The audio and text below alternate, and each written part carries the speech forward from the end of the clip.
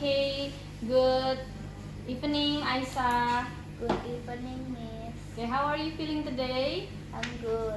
You're feeling good? Yeah. Are you already eaten dinner? Yes. Yes. What are you having for?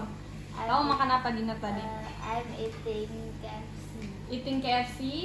Is it by your own atau sama yang lain? Sama yang lain. Sama keluarga. Yeah. Sama keluarga Aisyah. Okay, Aisyah. So today we're going to learn about social and discourse aspect of interlanguage. Tahu nggak apa maksudnya social and discourse aspect of interlanguage? Apa? Nggak tahu ya? Nggak apa-apa. Jadi kita bakal belajar tentang social dan discourse aspek dari interlanguage. Interlanguage itu apa sih? Nah, interlanguage itu dia itu a system between learners, native and target language. Apa maksudnya native and target language? Tahu nggak maksudnya native and target language itu apa? Nggak tahu. Nah, jadi native language itu tuh bahasa kamu yang kamu tuh udah ngerti dari kamu awal banget kamu tahu itu. Misalnya kamu tahu pertama kali kamu berbicara itu pakai bahasa apa? Pakai bahasa Indonesia. Yes, jadi native language itu berarti kamu native language-nya bahasa Indonesia because kamu itu lancar dan kamu tuh bahasa pertamanya itu adalah bahasa Indonesia. That is native language. Nah, kalau target language itu adalah bahasa yang sedang kamu pelajari. Nah, kamu lagi belajar bahasa apa sekarang? Right now? Masih belajar bahasa Inggris. Yes. Jadi bahasa Inggris itu adalah target language kamu. Di bahasa yang kamu nggak terlalu kuasai, tapi kamu lagi mempelajari bahasa tersebut. That is target language. A language that you are still learning. Gitu. Next itu ada dynamic and involving change with experience. Jadi dia dinamis, terus dia involving dan berubah. Dia berubah seiring berjalannya experience kamu dalam mempelajari bahasa.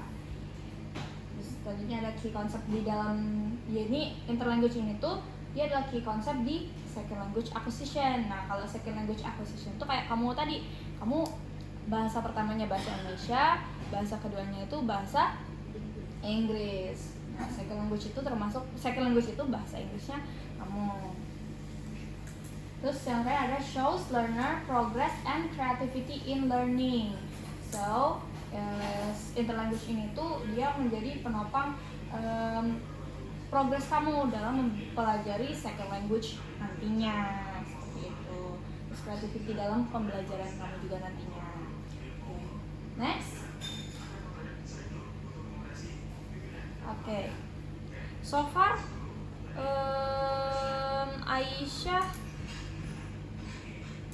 Aisyah pernah nggak in time at school itu pernah nggak? Have you ever switch language? Pernah nggak? Kamu kalau di sekolah tuh biasanya ngomong sama teman pakai bahasa apa? What language do you use when you speak with your friends at school? Bahasa Indonesia dan bahasa Bangka. Bahasa Bangka. More often which one? Yang lebih sering yang mana? Yang Bangka. Bangka. Tapi pernah nggak selama pembelajaran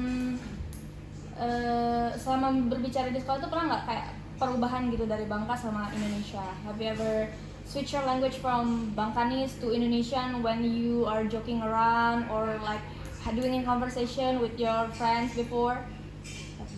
Pernah. When? Kayak gimana contohnya? Kayak misal kan kalau apa itu?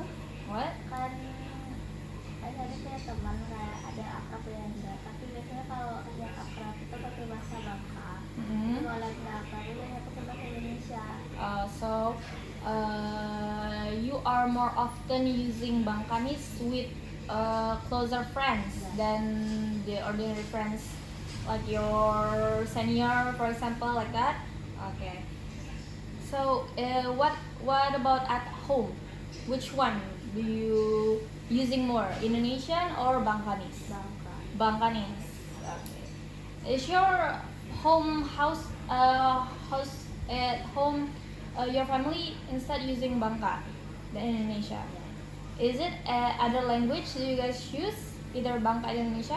Ada bahasa lain nggak yang dipakai selain Bangka atau Indonesia? Nggak ada sih. Only Bangka and Indonesia. Yeah. But still Bangka more often. Ya. Okay. Alright, Aisyah. Okay. Okay. Next, Aisyah, there is the social and discourse aspect, like in the cover. Here, social and discourse aspect. There's 3 points of social and 3 points of discourse aspect. In social aspect, it has adjust language based on people and situation. Maksudnya gimana, Aisyah? Maksudnya itu saat penggunaan bahasa kamu itu dia tuh berubah-ubah. Kamu bisa kayak mensetel gimana kamu ngomong tuh based on people and situation, tergantung orang sama situasinya. Kalau misalnya if you speak with older people, do you use casually or formally? Casual. Oh, casually. Are you sure? No. Then what if not casually, then what it is? Kalau ngomong sama guru tuh biasanya pakai bahasa Indonesia yang formal gitu. Yes, if you talk with older people, either it's your parents or is it your teacher or someone who way older than you or someone you not really know it, like it's not your friend, you are using formal. But if you are talk with your friend or someone way younger than you, then you use casually. Different. What the difference between casual and formal? Apa bedanya? Casual sama formal apa perbedaannya? Kalau casual itu bahasanya tuh kayak lebih santuy, lebih santai gitu. Yes. Kalau formal itu bahasanya lebih ke sopan gitu, ke kayak apa ya? Kayak ini loh, kayak misal formal tuh kayak pokoknya kayak sopan. Nadanya juga Ya. lebih sopan, nadanya lebih slow biasanya, terus nada bicaranya juga lebih pelan. Ya. Yeah, nah, that's correct. Next, it's influenced by social factors, friend or teacher. Jadi dia tuh terpengaruh dari social factor, dari faktor sosialnya, misalnya faktor pertemanan atau faktor pengajaran selama di sekolah, itu juga bisa terpengaruh, itu bisa menjadi social aspect when you are learning interlanguage. Okay. Next itu ada formal versus casual speech. Seperti yang Aisyah jelaskan tadi, the different of formal and casual speech. Formal itu dia lebih nadanya lebih pelan, lebih sopan, terus struktur katanya juga lebih teratur. Kalau misalnya casual tuh dia lebih belak-belakan juga, lebih santai. That's correct. Okay. Next itu ada discourse aspect of interlanguage. Nah, discourse aspect of interlanguage itu ada how learners organize sentence or ideas. Jadi gimana orang yang belajar bahasa ini tuh bisa dia mensusun kalimat dan ideas ketika mau berbicara dalam bahasa yang dia mau bicarakan nanti gitu. Terus ada keep conversation flowing, terus ada focus on meaning first and grammar develop later. Maksudnya itu kamu you are more focusing on the meaning, di artinya gitu. Jadi orang tuh banyak banget yang kalau ngomong pakai bahasa Inggris or Indonesian itu lebih sering kayak peletakan grammarnya, entah itu peletakan pemakaian she or he itu kayak gimana, atau penggunaan s di belakang kalimat itu kayak gimana. Nah itu tuh orang nggak terlalu dalam interlanguage itu nggak terlalu dipikirin. Yang penting tuh meaningnya nyampe aja gitu sama orang yang kamu ajak ngomong gitu. Until here ada pertanyaan? Okay, then let's move on to the next slide. Okay. Nah ini ada real life example-nya nih. Ada identity shift, ada negative transfer, ada code switching, ada pragmatic error, terus ada politeness. Nah, identity shift ini ketika kamu ngomong kayak kata Miss tadi, ketika kamu ngomong sama orang yang lebih tua, when you speak with older people, you are uh,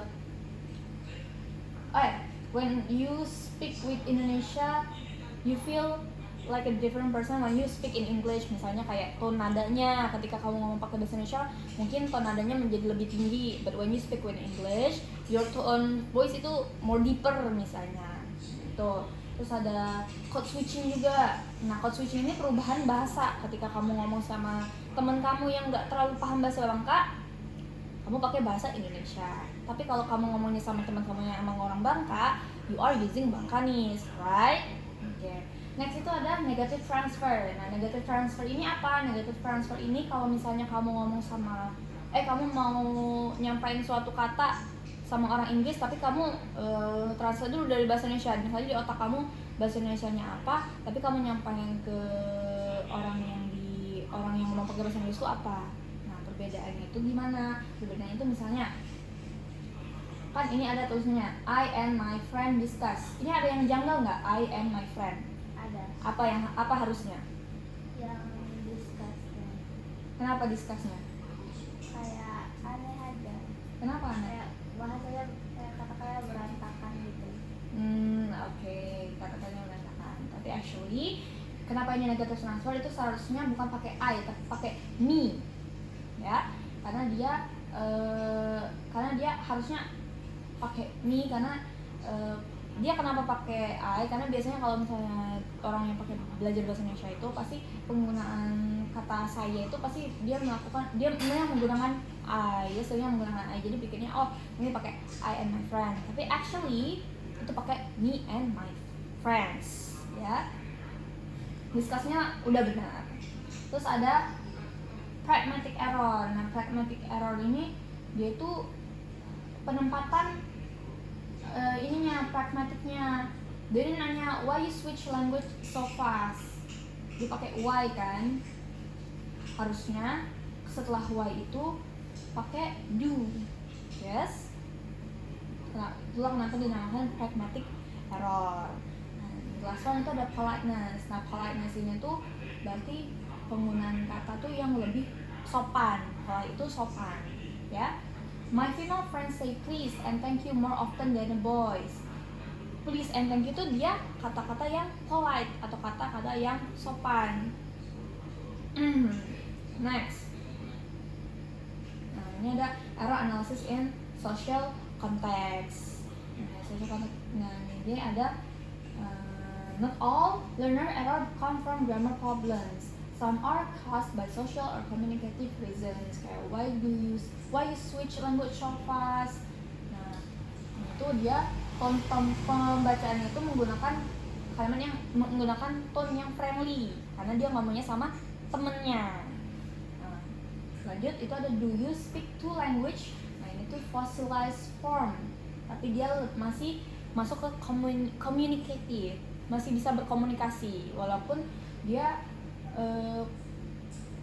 dianya itu agak berantakan gitu secara grammarnya, tapi secara komunikasi itu masih bisa tersampaikan. Nah, then I and my friend discuss. Nah, ini L1 influence transfer, jadi dia masih dari L1 dari bahasa pertamanya which is bahasa Indonesia dia transfer ke bahasa Inggrisnya pakai I and my friend discuss, yang harusnya itu me and my friend. Nah, ini ada implicationnya. Language learner is social, learn from real communication, not only grammar. Nah, lanjut terus dia put more focus in learning pragmatics, how to speak politely or casually, and discourse how sentence connect in real talk. Jadi dia lebih fokus ke gimana sentence ini connect di real talk, gimana sentence ini, kalimat ini bisa terkoneksi di pembicaraan langsung seperti kita sekarang lagi berbicara secara real talk langsung, secara asli, real. Masih ada build identity in a new language, ada formal, friendly, confident, dan etc. Terus use authentic communication, real conversation, not only textbook drills.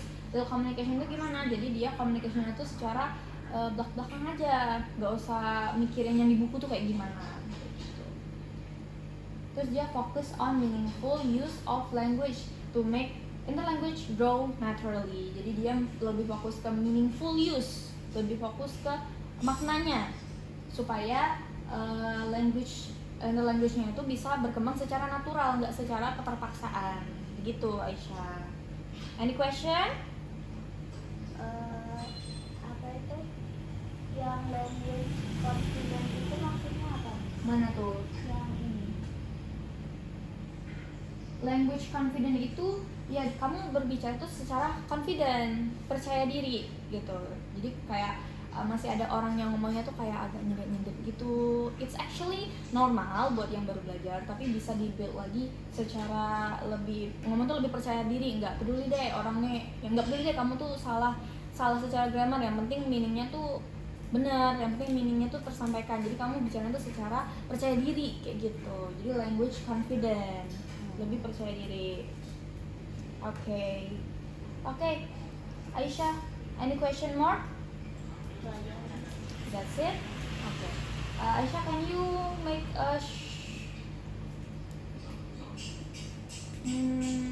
a short summary? Hari ini kita udah belajar apa aja? Cobain. Boleh dicoba? Hari ini kita udah belajar apa Hari aja? ini Aisyah sama Miss habis belajar apa tadi Miss judulnya? Social and discourse aspect of interlanguage. Nah, social and discourse aspect of interlanguage. Nah, dalam social discourse aspect of interlanguage ini Aisyah belajar sama Miss itu kayak belajar gimana cara memakai bahasa Inggris dengan kata-kata yang rapi, yang Formal. yang formal, yang sopan. Yes. Terus kayak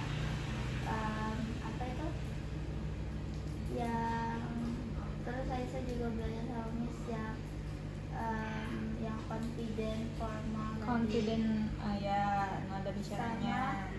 Aisyah tadi belajar sama Miss gimana cara ngomong sama teman, sama teman yang mungkin belum terlalu ngerti bahasa yang kita Yes. itu omongin. Yes.